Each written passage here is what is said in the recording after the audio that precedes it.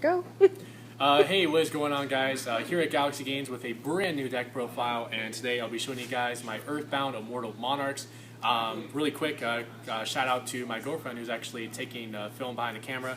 Actually built this deck for her since she kind of had some interest in getting into Yu-Gi-Oh! She was a huge fan of 5Ds, back when it was still airing.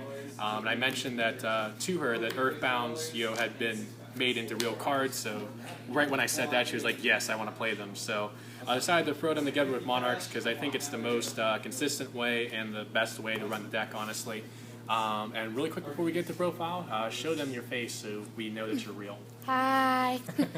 Alright, so starting off here with the Earthbound monsters, we have the two Uru. With the Earthbounds, they all have the same 4 effects. First effect being that you can only control one Earthbound monster.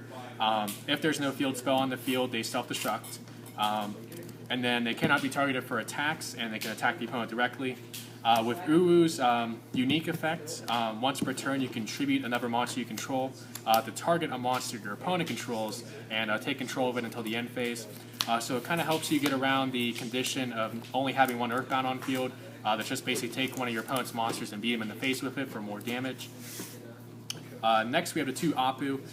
His effect is that if he destroys an opponent's monster by battle, he inflicts damage to the opponent equal to the original attack of that monster.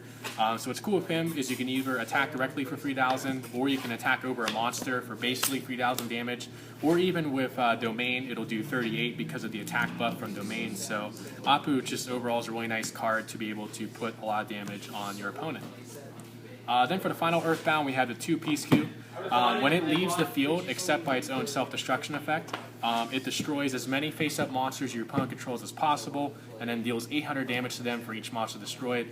So it's basically like a absolute 0 on crack, and burns the opponent for a lot of damage, which potentially can win the game, and also combos off really well with Aether, being able to do that on your opponent's turn.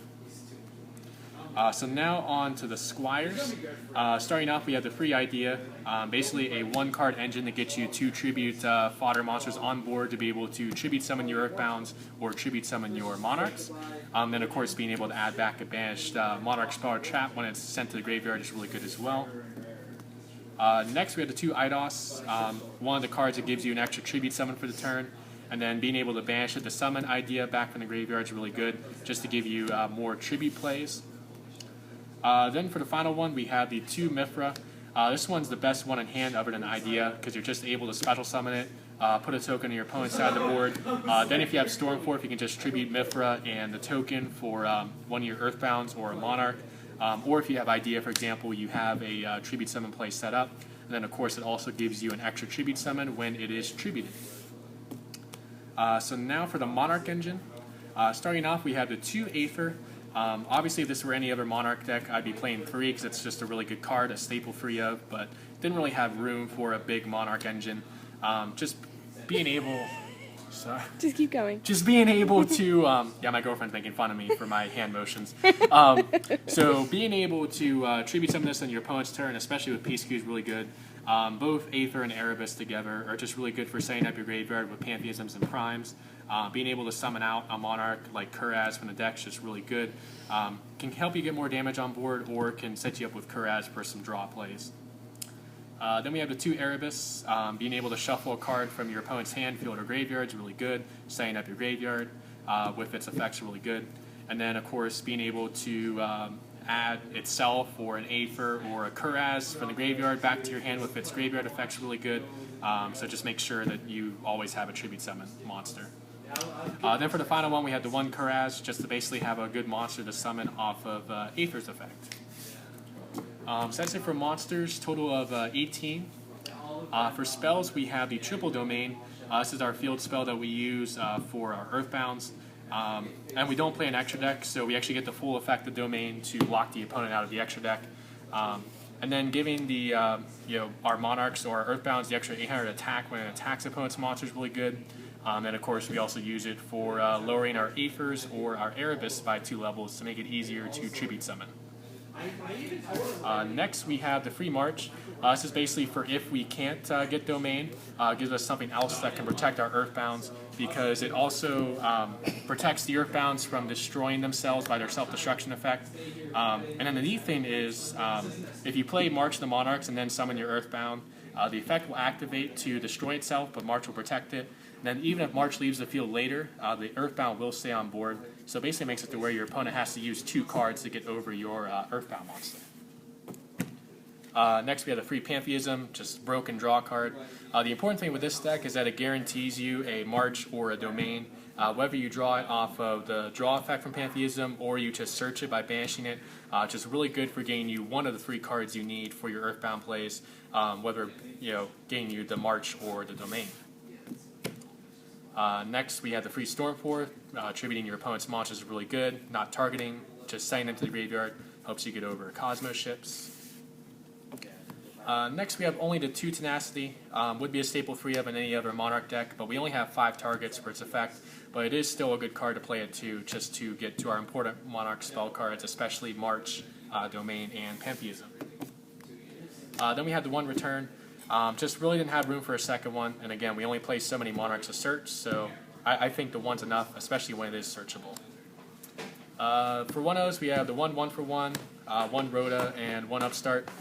Rhoda and 1-for-1 are to get out idea from the deck, to be able to get our 2 tributes off our Earthbound plays. And then Upstart Goblin, of course, is just to draw a card for some extra consistency. So it's 18 spells. For traps, we have the 2 Prime. Any Monarch deck, you need to run at least 2 Prime. Just gets you a tribute fodder monster on board that you can just summon turn after turn by banishing your Monarch spells and traps. And then, of course, getting them back off of idea is really good. So overall, 2 Prime, really good for our tribute summon plays. Then for the final trap, we had a 2 Solemn Scolding. Just really wanted to find a couple cards to put in here to protect us from cards that can just get over established boards. Things like Twin Twister, Raigeki, Dark Hole, Johnny Mirror Force, so on and so forth. And this is just, I think, the best card to be able to get over just about anything that could get in our way. So that's it for main deck. Total of 40 cards, 18 monsters, 18 spells, and 4 traps. Of course, no extra deck because we're wanting to utilize the full effect of Domain. So for the side deck, we have the 2 Majesty's Fiend. Really good against Cosmo and PK Fire. If I were playing more returns, I'd probably only be playing this card at 1, but since it's not as easily searchable, I want to have the second one just to be able to see it more often. Then we have the 2 Effect Veiler. Good if we're going second against, say, Monarchs or against Pendulums or any rogue matchup, just to be able to negate one of their monster effects and try to hinder their plays. Next we have the 2 Max C. Really good again going second against like PK Fire and Cosmo. Any deck that likes a special summon, just punish them for it and dig deeper into our deck to get to our combo pieces. Next we have the Triple Twin Twister to deal with annoying back row, especially those demise decks like Cleave Forts that play like a billion traps. Next we have the 2 System Down for the Cosmo matchup if we're going second. It's really good if they open up with a Tin Can play because they'll probably put 2 of their machines in graveyard and then tag out into one of their machines that they add to hand.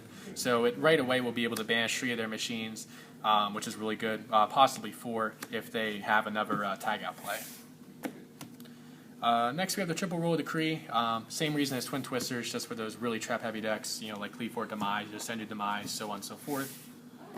And then for the final side card, we have the 3rd Scolding for if we're going first against just about anything to be able to protect ourselves from Twin Twisters and other things like that. So that is it for this brand new deck profile on Earthbound Immortal Monarchs. I do hope you guys enjoyed it. Please remember to like, comment, and subscribe. And I'll leave a link in the description below to my girlfriend's channel, That Goth Girl. That'll be in the description if you want to check her out. And I'll catch you guys next time.